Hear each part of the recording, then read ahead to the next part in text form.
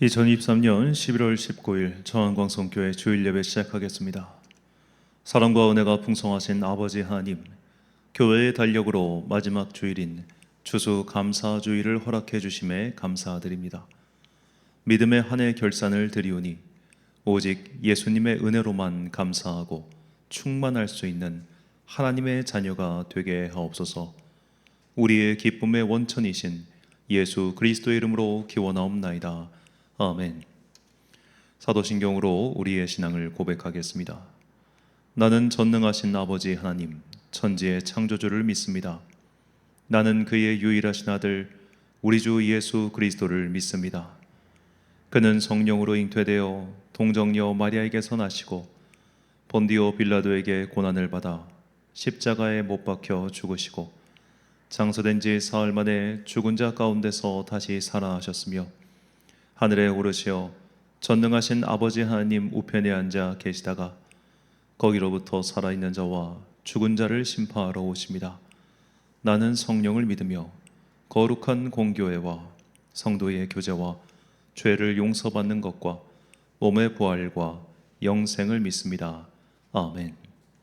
찬송가 85장 찬양하겠습니다.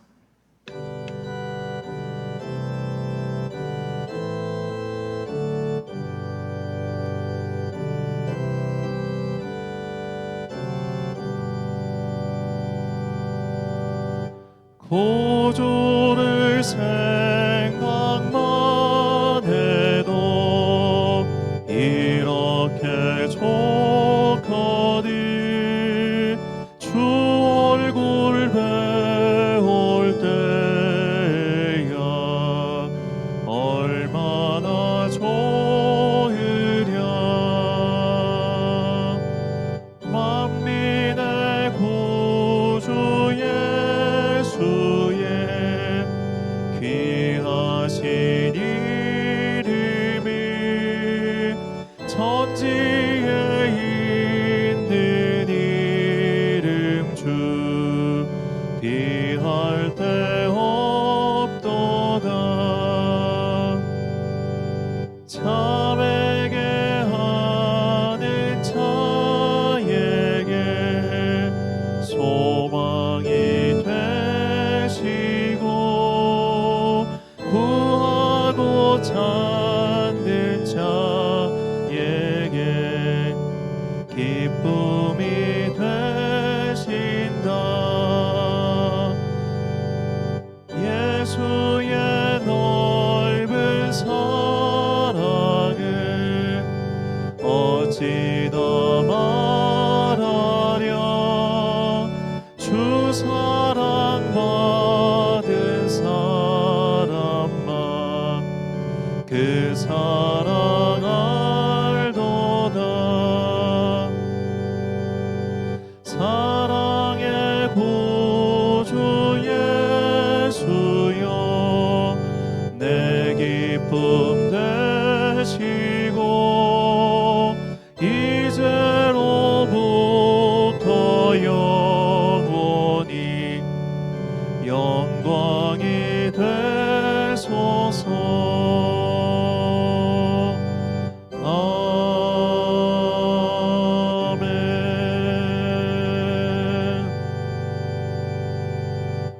한 주간 동안 하나님과 나만 아는 죄를 고백하며 침묵으로 회개의 기도를 드리겠습니다.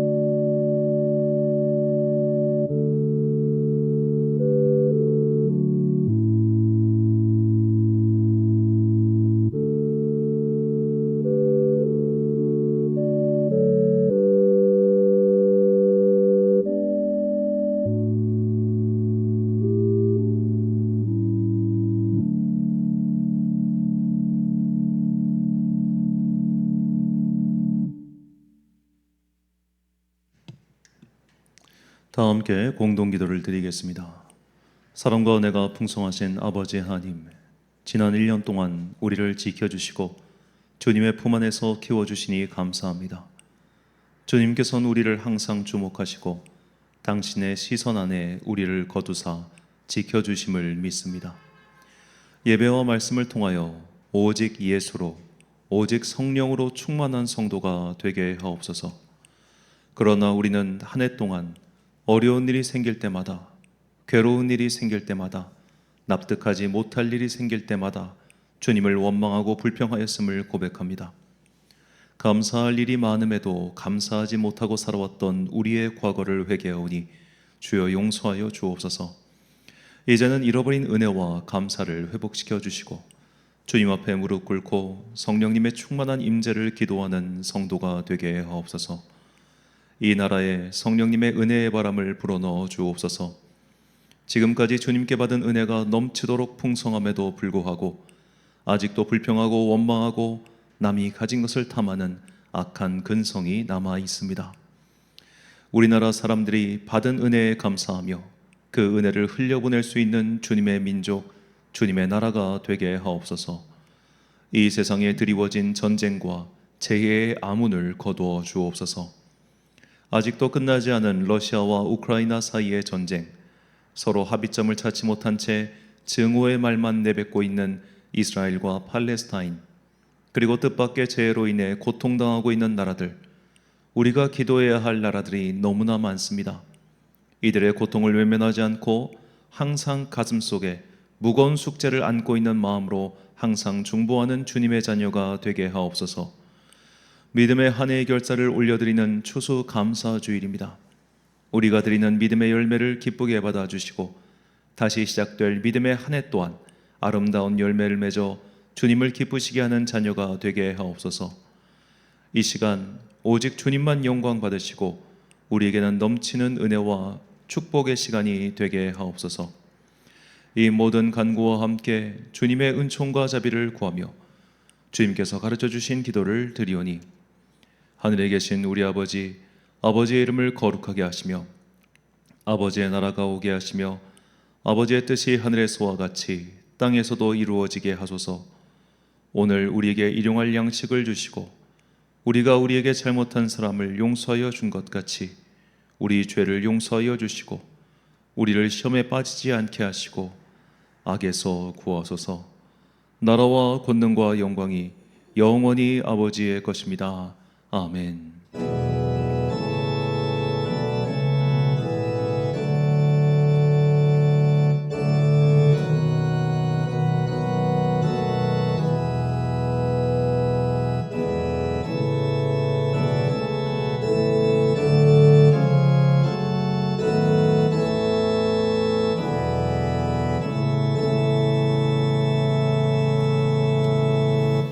사제의 말씀 선포하겠습니다. 이런 것이 너희에게 있어 흡족한즉 너희로 우리 주 예수 그리스도를 알기에 게으르지 않고 열매 없는 자가 되지 않게 하려니와 그러므로 형제들아 더욱 힘써 너희 부르심과 택하심을 굳게 하라. 너희가 이것을 행한즉 언제든지 실족하지 아니하리라. 아멘. 우리가 취해야 할 궁극의 열매는 구원의 열매입니다. 만약 전부를 내어주고 하나만 택할 수 있다면 우리는 응당 구원의 열매를 취해야 합니다. 이 세상에서 얻을 열매는 세월과 함께 바스라지지만 구원의 열매는 영생이며 영원이기 때문입니다. 믿음의 한 해를 결산하며 더욱 아름다운 구원의 열매를 맺기 위해 나의 부르심과 택하심을 더욱 굳건히 만들어가는 여러분과 제가 되시길 간절히 축원합니다. 교동문 105번을 함께 교독하시겠습니다. 여호와께 감사하라. 그는 선하시며 그 인자하심이 영원함이로다. 여호와께 감사하고 그의 이름을 불러 아뢰며 그가 하는 일을 만민 중에 알게 할지어다. 그들이 광야 사막길에서 방황하며 거주할 성읍을 찾지 못하고 줄이고 목이 말라 그들의 영혼이 그들 안에서 피곤하였도다. 이에 그들이 근심 중에 여호와께 부르짖음에 그들의 고통에서 건지시고 또 바른 길로 인도하사 거주할 성읍에 이르게 하셨도다. 여호와의 인자하심과 인생에게 행하신 기적으로 말미암아 그를 찬송할지로다. 그가 사모하는 영혼에게 만족을 주시며 줄인 영혼에게 좋은 것으로 채워 주심이로다. 아멘. 찬송가 587장 찬양하겠습니다.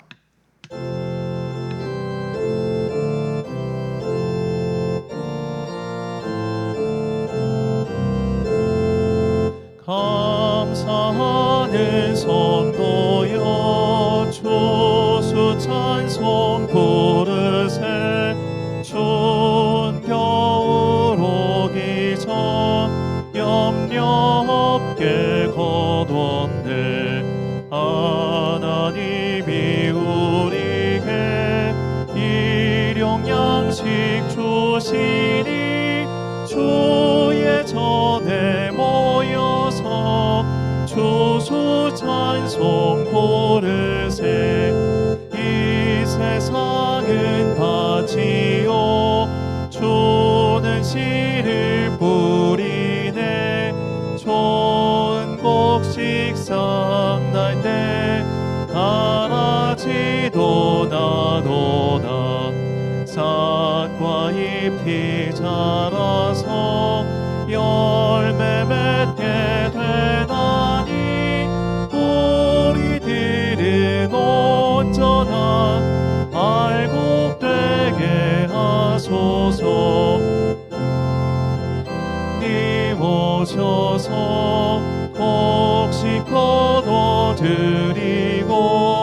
밭에 있는 나쁜 것 모두 소멸하실 때 가라지는 골라서 돌에 던져 태우고 알곡들은 곳간에 길이 쌓아두시리. 주여 어서 오셔서 우리 거둬주소서. 죄와 슬픔 중에서 우리 건져주소서. 모든 성도 영원히 하늘 집에 이르러 천군 천사 엇불려 주수 찬송 부르리.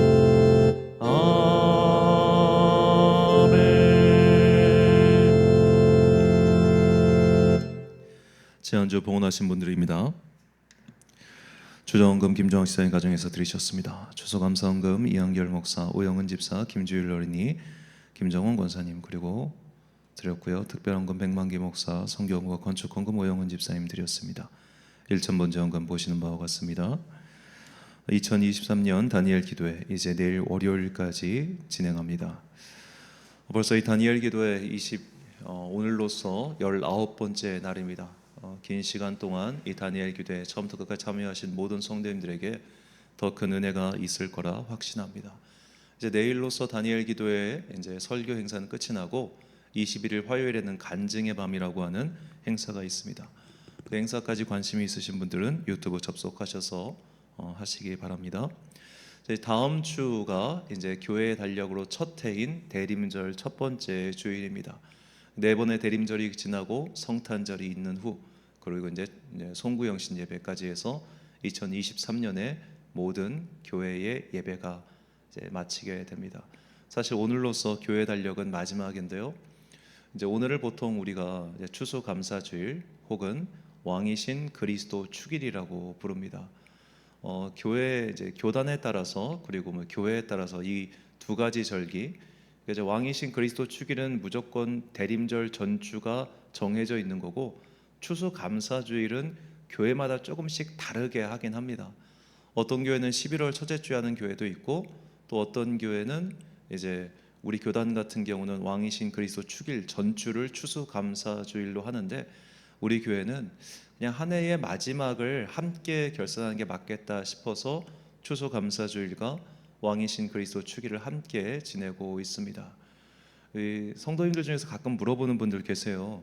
왜 이렇게 교회별로 추수감사주일이 중구난방이냐, 여기는 왜 인제하냐, 여기는 왜 이렇게 늦게 하냐 그런 질문들 하신 분들 계시는데, 이 추수감사주일은 어떤 고정되어 있는 절기가 아니라 교회와 교단별로 좀 자유롭게 선택할 수 있는 그런 절기라고 생각하시면 되겠습니다.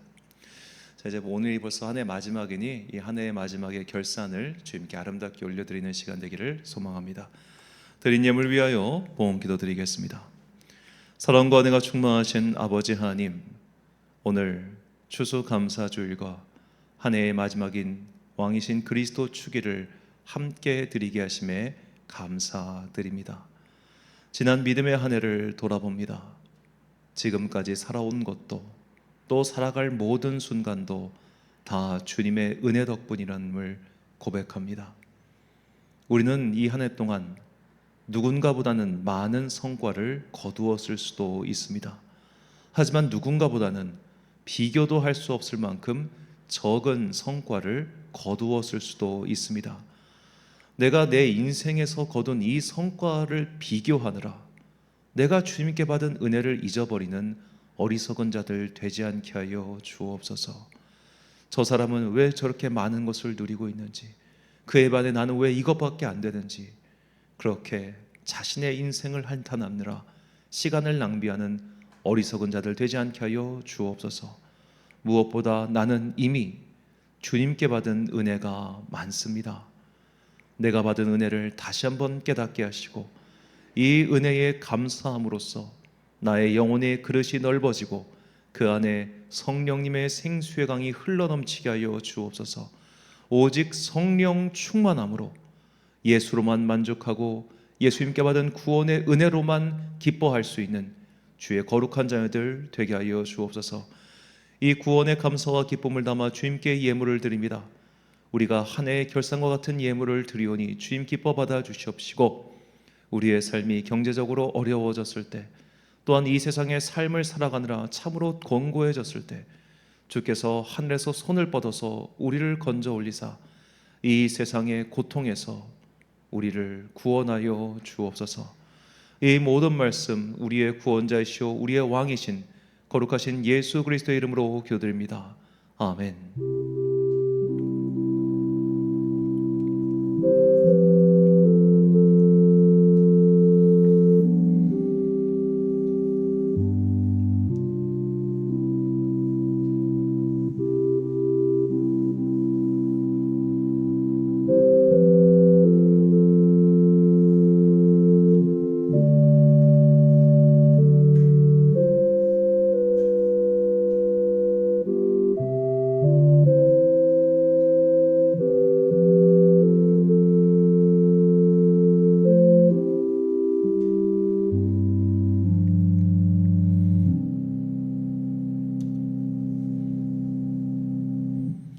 오늘 우리에게 주신 한이의 말씀 요한일서 1장 1절부터 4절까지의 말씀입니다.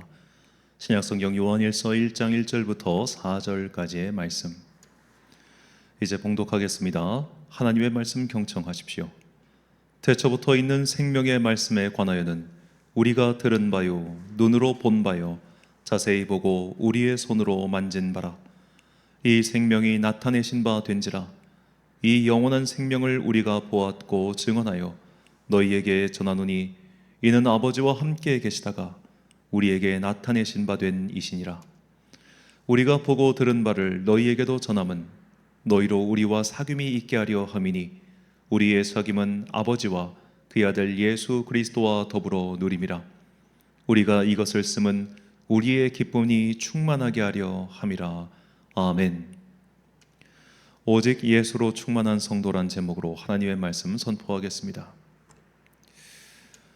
사실 무당들이 많이 하는 말인 줄 알았는데 우리말 관용어구 사전에도 포함되어 있는 표현이 있습니다. 삼재가 끼었다라는 말입니다.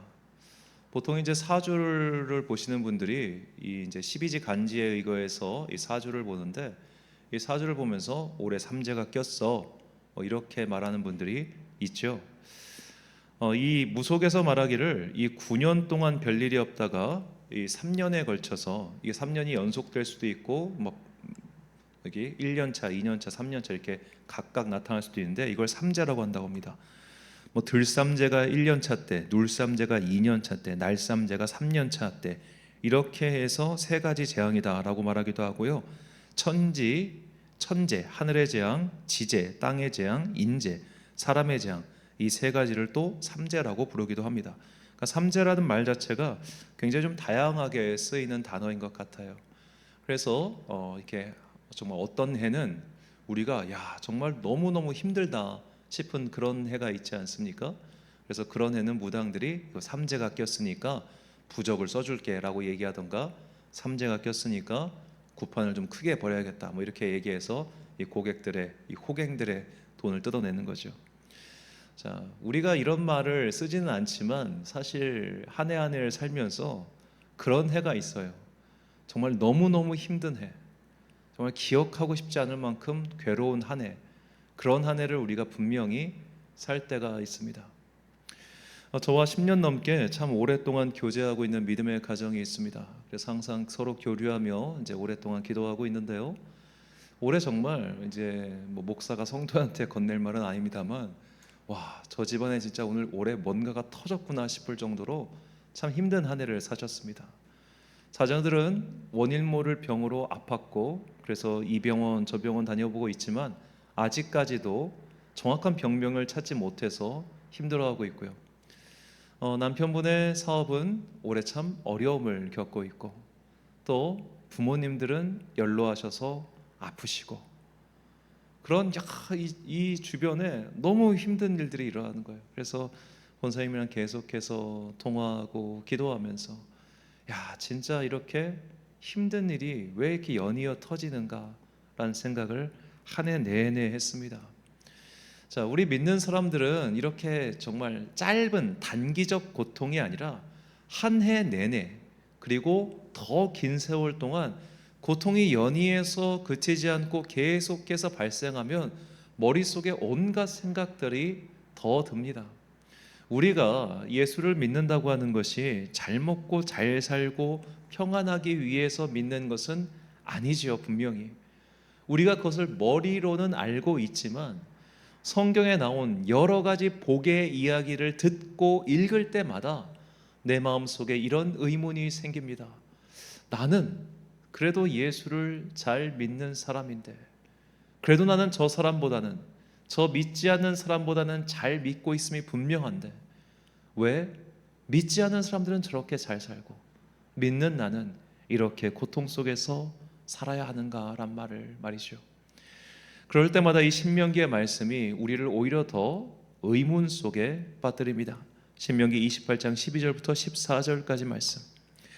여호와께서 너를 위하여 하늘의 아름다운 보고를 여시사 내 땅에 때를 따라 비를 내리시고 내 손으로 하는 모든 일에 복을 주시리니 내가 많은 민족에게 구워줄지라도 너는 꾸지 아니할 것이요 여호와께서 너를 머리가 되고 꼬리가 되지 않게 하시며 위에만 있고 아래에 있게 하지 아니하시리니 오직 너는 내가 오늘 내게 명령하는 내 하나님 여호와의 명령을 듣고 지켜 행하며 내가 오늘 너에게 명령하는 그 말씀을 떠나 좌로나 우로나 치우치지 아니하고 다른 신을 따라 섬기지 아니하면 이와 같으리라. 아멘. 자, 신명기 28장은 2절부터 14절까지 이렇게 여호와 하나님을 온전히 섬기는 자들에게 내리시는 복에 대한 긴 축복의 말씀입니다.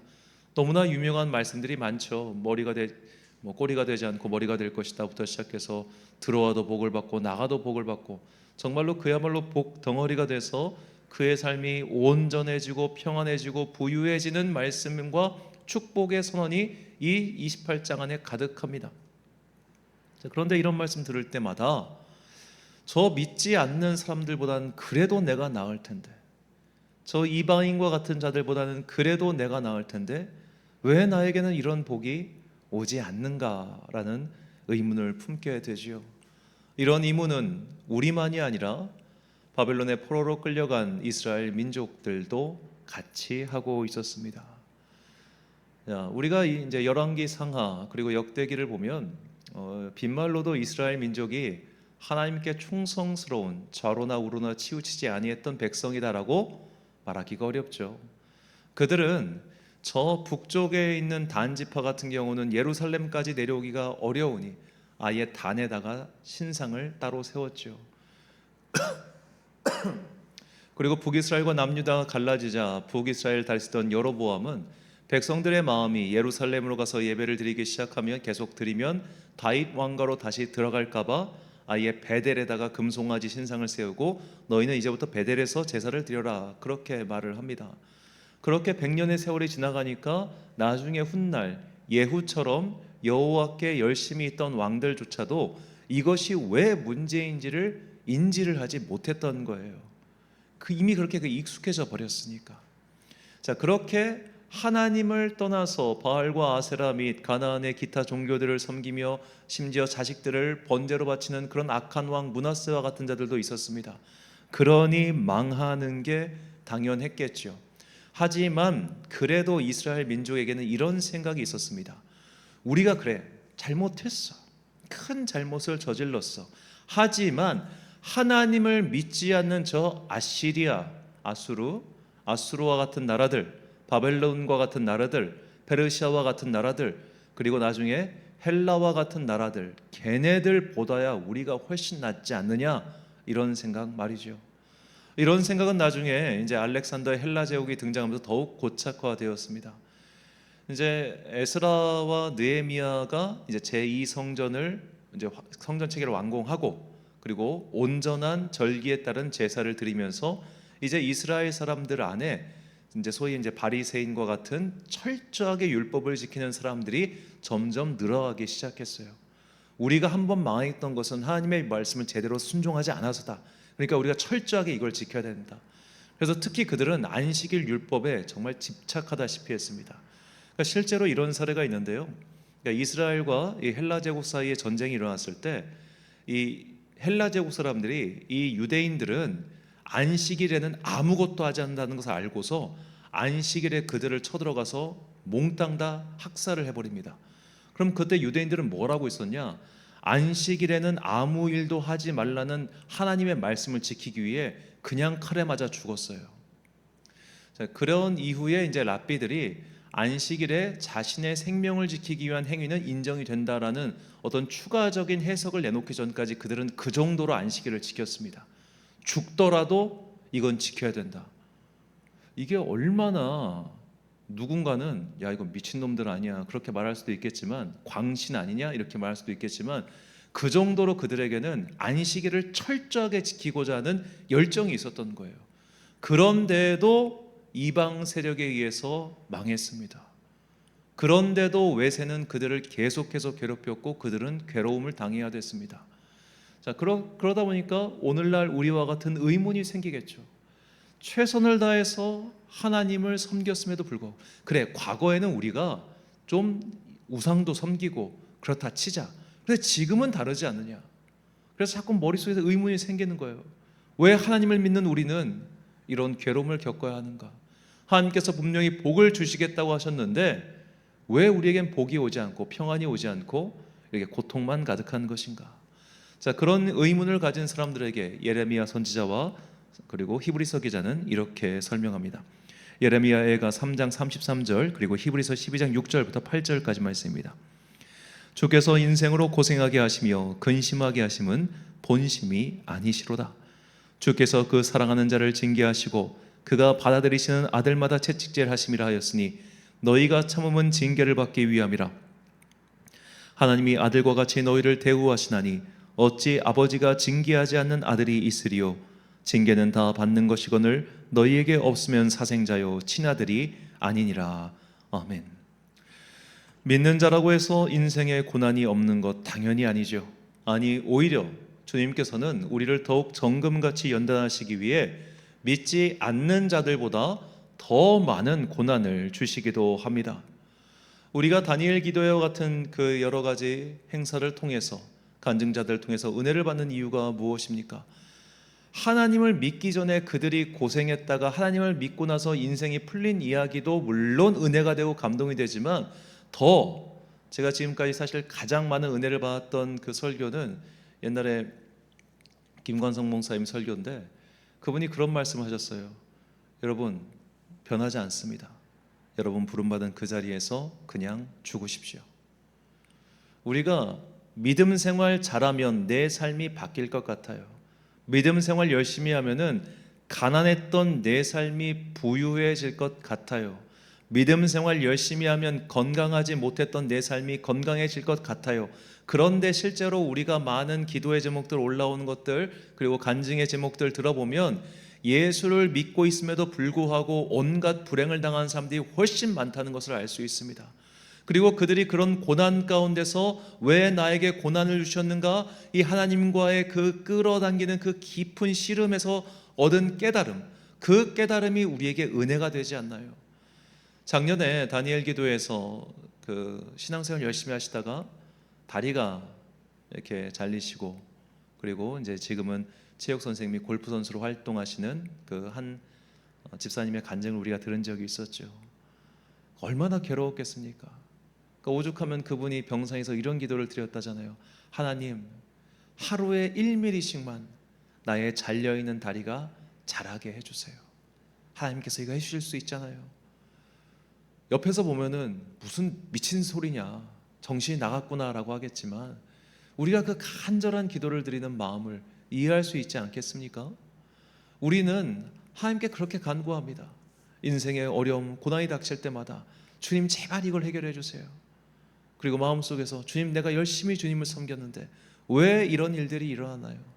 아까 서두에 말씀드렸던 그 권사님의 이야기처럼 정말 주님을 잘 믿는, 온 가족이 주님을 신실하게 믿는 참 좋은 가정임에도 불구하고 원인 모를 병과 경제적인 어려움과 그리고 여러 주변의 어려운 일로 이런 고난을 당하는 일이 참 많죠. 자, 그런데 우리는 이렇게 세상에서 일어나는 주님을 믿는 사람들이 받는 고통과 고난을 통해서, 그리고 그들이 그 고난과 고통에서 좌절하지 않고 이 고난과 고통을 주신 하나님의 뜻을 발견해 나아가는 그 과정을 통해서 우리 또한 은혜와 치유를 받지 않습니까? 그러므로 오늘 내 삶에서 내 뜻대로 내 생각과 달리 일어나는 여러 가지 고난은 우리를 죽이거나 우리를 괴롭게 하심이 아니라 우리를 통하여 또 누군가를 치유하시고 일으켜 세우시기 위한 하나님의 놀라운 계획이 있는 겁니다. 따라서 우리는 우리의 삶에서 일어나는 여러 가지 어려움 때문에 너무 낙심하거나 너무 좌절할 필요가 없습니다. 어쩌면 이런 것들은 특별한 사건이 아니라 하나님께서 그 자녀를 사랑하시기에 내리시는 연단의 과정이기 때문이죠. 얼마 전 라디오에서 일반인들의 이야기인데 되게 은혜로운 이야기를 드렸어요. 이유경 전 신문기자가 쓴 그렇게 심각할 필요 없어란 제목의 에세이, 여기서 나온 한 일화를 라디오에서 소개시켜줬습니다. 그녀는 자기 40대 시절이 그렇게 힘들었다고 합니다.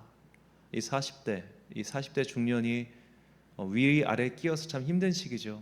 위로는 연로에 가시는 부모님을 모셔야 되고 아래로는 자라는 자녀들을 키워야 하는, 그리고 경제적으로는 아직 안정이 안 돼 있고 그래서 더 열심히 일해야 되는 참 어려운 시기가 40대인 것 같습니다. 그 어려운 40대를 막 정신없이 보내고 있는 어느 날, 출근하기 위해 버스를 기다리고 있는데 한 외제차가 자기 앞에 섰습니다.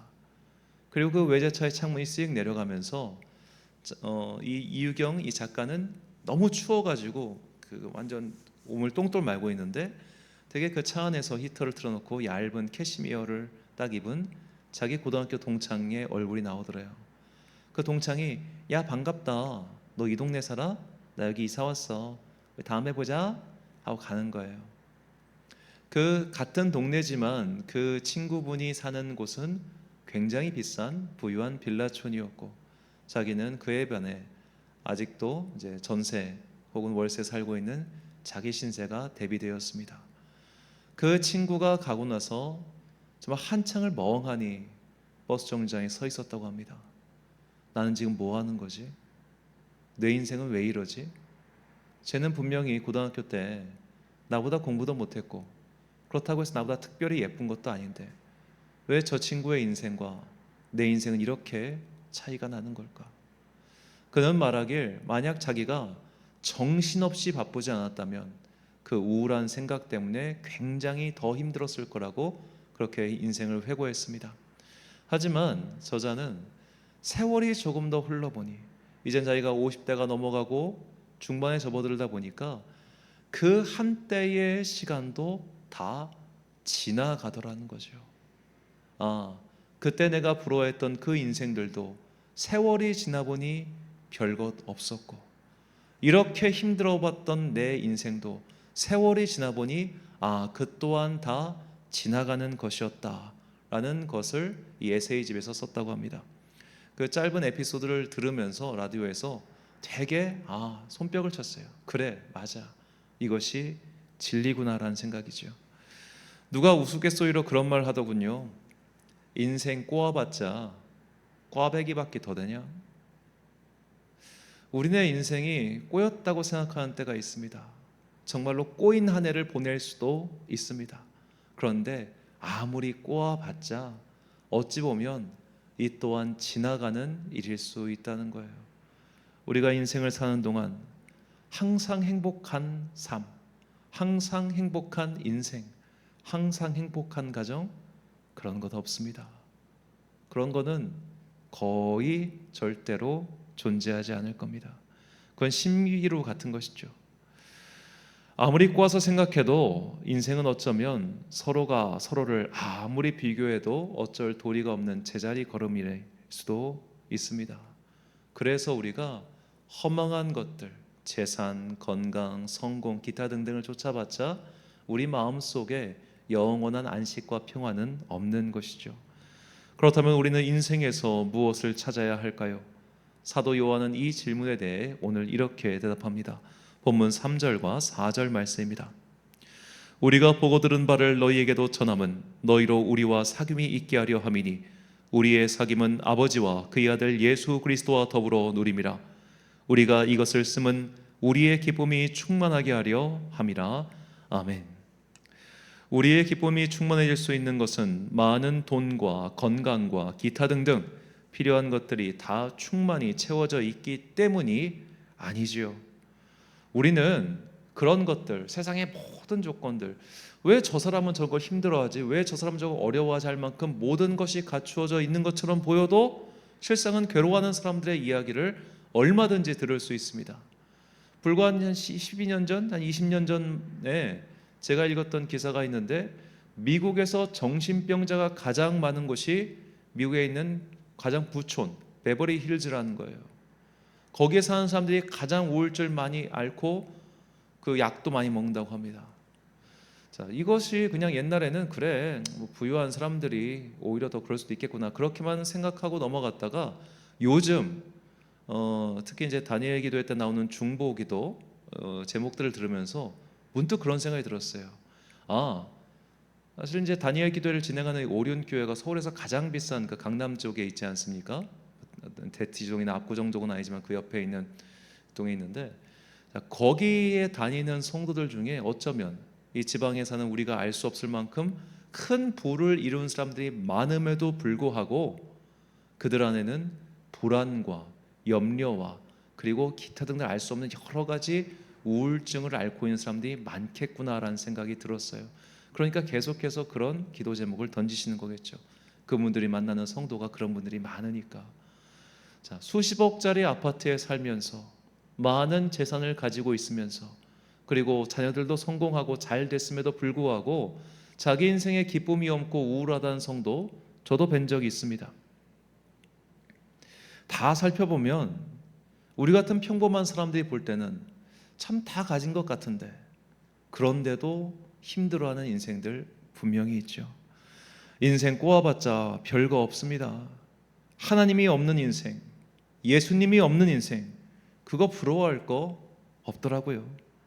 우리는 어떤 때는 내가 참 인생이 가난하고 힘들고 괴로울 때마다 그런 사람들 되게 부러워하지만 저 사람은 돈도 많고 건강하고 가진 것도 많고 자녀들도 성공하고 심지어 손주들까지 다 건강해, 저 사람은 무슨 걱정 근심이 있을까? 그런 분들 보면 되게 부러워하지만 어쩌면 예수님이라고 하는 인생의 보석을 발견한 전, 마치 밭에 감추인 보화를 사기 위해 전 재산을 판 사람은 그들이 감히 상상할 수도 없는 기쁨의 원천을 지닌 것이죠. 오늘은 추수감사주일입니다. 그리고 교회력으로 한 해의 마지막인 왕이신 그리스도 축일입니다. 저는 처음에 교회의 예전을 배우면서 이 왕이신 그리스도 축일에 대해서는 그냥 별 생각이 없었습니다. 그냥 한 해의 마지막을 우리 왕이신 주님을 경배하면서 마무리 짓는 것, 이 정도로만 생각했어요. 그런데 이 예수님이 나의 기쁨, 오직 예수님만이 진정한 기쁨이라는 오늘 설교의 주제를 다시 한번 생각하면서 왕이신 그리스도 축일을 왜 마지막 주에 편성해 놨는가, 이 교회력을 편찬한 사람들이 그 의미를 깨닫게 됐습니다. 우리가 정말로 이 한 해의 마지막을 감사와 기쁨으로 갈무리하기 위해서는 지금 내가 처해져 있는 현재 상황을 보면 감사를 못해요. 현재 상황에서는 불평이 있고 불만이 있고 자꾸만 더 채워달라는 간구만 있을 뿐이에요. 그러나 이 한 해의 마지막에 나의 왕이요 나의 구원자이신 예수 그리스도를 바라보면 세상이 감히 줄 수 없는 기쁨과 충만함을 얻을 수 있기 때문입니다. 그리고 그것이 우리가 이 땅을 살아가는 동안 믿음 생활의 궁극적인 목표라는 것이죠. 오직 예수만으로 만족하고 오직 예수만으로 나는 충만하다라고 고백할 수 있는 그 성도가 되는 것이 우리 믿음의 목표이며 한 해에 거둘 수 있는 유일한 믿음의 결산이라는 겁니다. 오직 예수만으로 만족한다, 오직 예수만으로 나는 충만하다, 이게 얼마나 어려운 고백인지 우리는 사실 다 알고 있습니다. 우리는 실제로는 예수만으로는 부족하고 예수만으로는 충만하지 못하다고 여기기 때문이죠. 돈도 필요하고 건강도 필요하고 기타 등등 여러 가지 평안이 있어야만 그 위에 예수 충만을 덧붙일 수 있다고 생각합니다. 하지만 믿음의 사람들, 정말로 우리와 함께 했던, 그리고 우리가 지금 보여주고 있는 많은 믿음의 사람들은 그런 것들이 없더라도 그 빈자리에 더욱더 성령의 은혜로 채워서 예수로만 충만한 삶을 보여주고 있지요. 이번에 찬양을 하면서, 이전에는 분명히 제가 알고 있는 찬양이었는데 그냥 그렇게 들었다가 올해 제 가슴을 후벼 파는 듯한 큰 은혜를 준 찬양이 있습니다. 송경민 찬양사역자가 작사 작곡한 충만이라는 찬양입니다. 그 가사가 다음과 같습니다. 무명이어도 공허하지 않은 것은 예수 안에 난 만족함이라. 가난하여도 부족하지 않은 것은 예수 안에 오직 나는 부요함이라. 고난 중에도 견뎌낼 수 있는 것은 주의 계획 믿기 때문이라. 실패하여도 일어설 수 있는 것은 예수 안에 오직 나는 승리함이라. 내 몸이 약해도 낙심하지 않은 것은 예수 안에 난 완전함이라. 화려한 세상 부럽지 않은 것은 난 예수로 충만함이라. 아멘. 예수님으로 충만하다. 베드로는 성전 앞 미문에 앉아있던 안증뱅이에게 이렇게 말합니다. 은과 금은 내게 없거니와 내게 있는 것을 내게 주노니 나사렛 예수의 이름으로 일어나라. 은과 금은 없어도, 남들이 부러워할 만한 사회적 지위와 재산은 없어도 오직 예수로 충만한 베드로, 그리고 예수로 충만했던 바울, 예수로 충만했던 수많은 믿음의 위인들, 그들이 우리에게 우리가 가야 할 바른 길을 보여주고 있습니다. 그 많은 것들이 있다 할지라도 우리는 결코 만족하지 못할 겁니다. 그러나 오직 예수의 영이신 성령으로 충만해 있다면 우리는 바울처럼 질병이 있더라도 약한 데서 온전하며 감사할 수 있을 것이요, 베드로처럼 아무런 그의 뒷배경과 그리고 학력과 자랑할 만한 그 무엇이 없더라도 사람들에게 생명과 은혜를 전할 수 있게 될 것입니다. 주님께서는 우리에게 이것을 원하시며, 또한 우리는 그렇게 예수로만 충만, 예수로만 만족하는 성도가 되어야 합니다. 우리는 이 하박국의 고백을 우리의 평생의 목표로 삼고 전진해야 합니다. 하박국 3장 17절과 18절 말씀 함께 읽겠습니다. 비록 무화과 나무가 무성하지 못하며 포도나무에 열매가 없으며 감람나무에 소출이 없으며 밭에 먹을 것이 없으며 우리의 양이 없으며 외양간에 소가 없을지라도 나는 여호와로 말미암아 즐거워하며 나의 구원의 하나님으로 말미암아 기뻐하리로다. 아멘. 사랑하는 천안광성교회 성도 여러분, 그리고 이 예배를 함께 드리고 계신 귀한 주님의 자녀 여러분, 오늘은 교회의 달력으로 마지막 주일인 추수감사주일이며 왕이신 그리스도 축일입니다. 한 해를 돌아보면 감사할 일도 많지만 속상한 일도 많고 아쉬운 것은 더욱 많습니다. 무엇보다 남이 이룬 성과와 자신이 이룬 성과를 비교하면 초라해질 때가 참 많지요.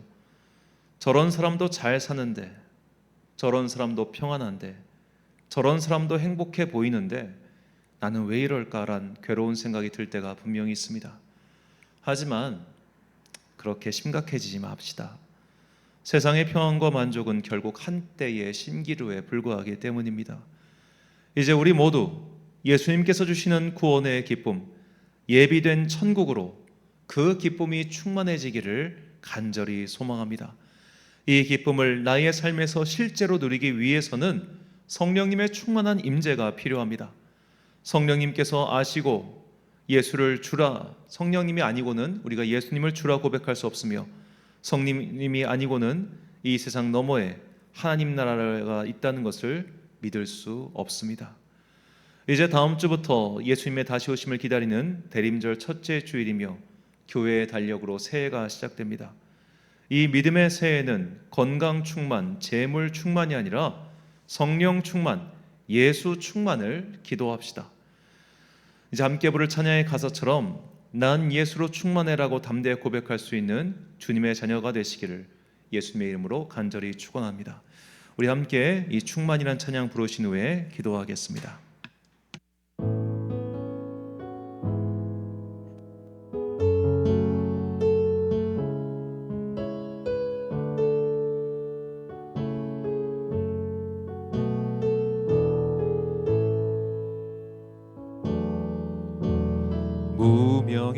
무명이어도 공허하지 않은 것을 예수 안에 난 만족함이라. 가난하여도 부족하지 않은 것을 예수 안에 오직 나는 부요함이라. 고난 중에도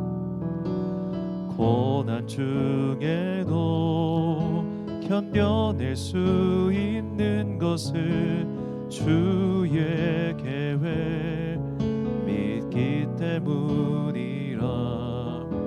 실패하여도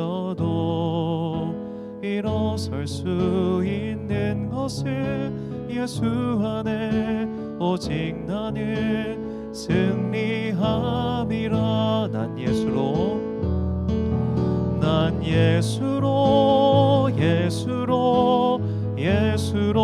충만하네. 난 예수로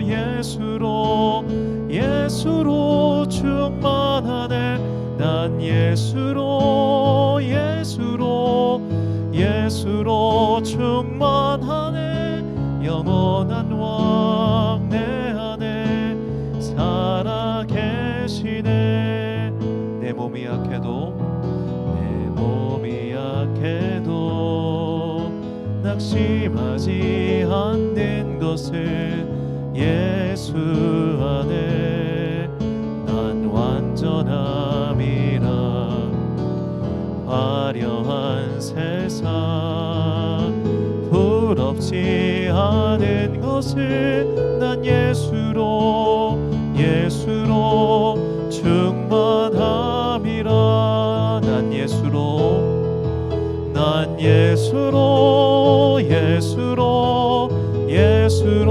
충만하네. 난 예수로 부럽지 않네. 난 예수로 충만하네. 영원한 왕 내 안에 살아계시네. 난 예수로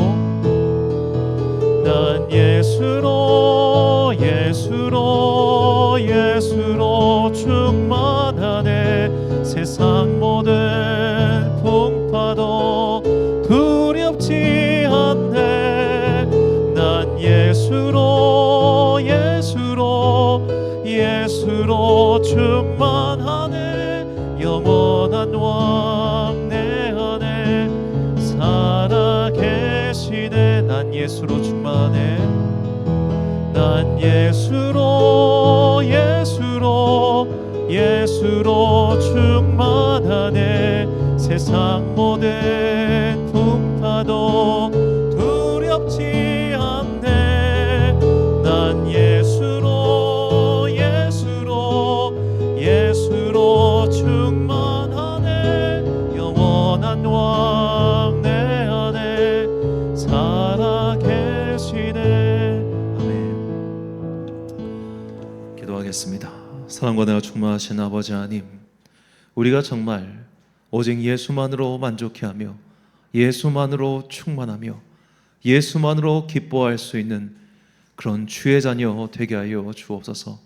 세상이 감히 줄 수 없는 평안, 세상이 감히 줄 수 없는 기쁨, 세상이 감히 줄 수 없는 영생의 축복을 주님께서 우리에게 지금도 내리고 계시오니 이제 다음 시작될 믿음의 한 해 동안 오직 예수로 충만하며 예수로 기뻐할 수 있는 주의 자녀 되게 하여 주옵소서.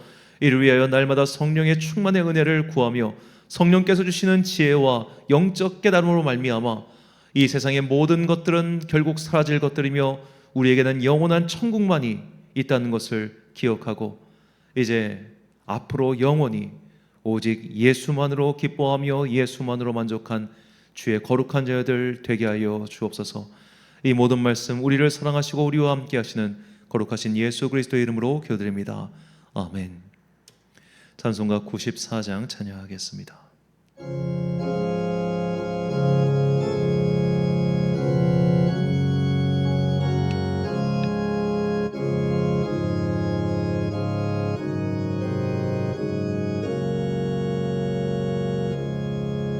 주 예수보다 더 귀한 것은 없네. 이 세상 부귀와 바꿀 수 없네. 영 죽을 내 대신 돌아가신 그 놀라운 사랑 잊지 못해. 세상 즐거움 다 버리고 세상 자랑 다 버렸네. 주 예수보다 더 귀한 것은 없네. 예수 밖에는 없네. 주 예수보다 더 귀한 것은 없네. 이 세상 명예와 바꿀 수 없네. 시선에 즐기던 세상 일도 주 사랑하는 마음 맺지 못해. 세상 즐거움 다 버리고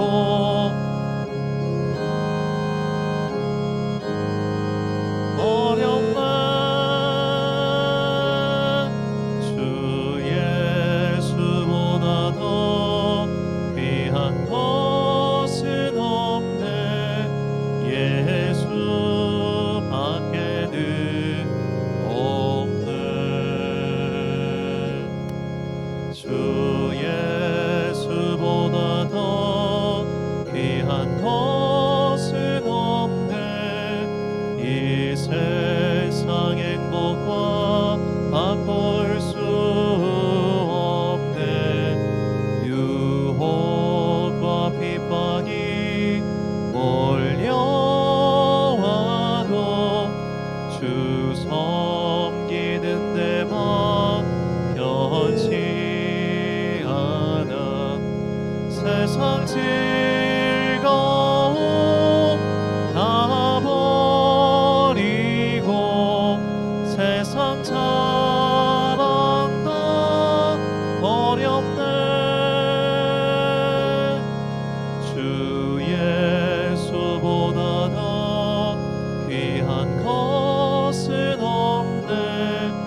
예수 밖에는 없네.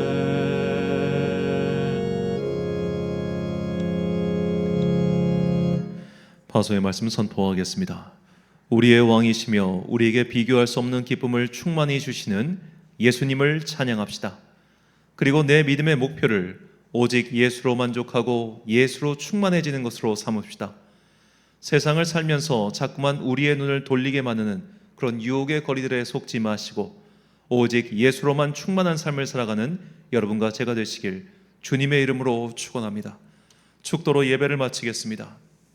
지금은 우리 주 예수 그리스도의 은혜와 하나님 아버지의 놀라우신 사랑과 성령의 교통하심이 이제 오직 예수로만 충만하며 예수로만 만족하는 삶을 살아가리라 하지만은 귀한 주님의 자녀들 머리머리 위에 지금부터 영원까지 함께 하시기를 간절히 축원하옵나이다. 아멘.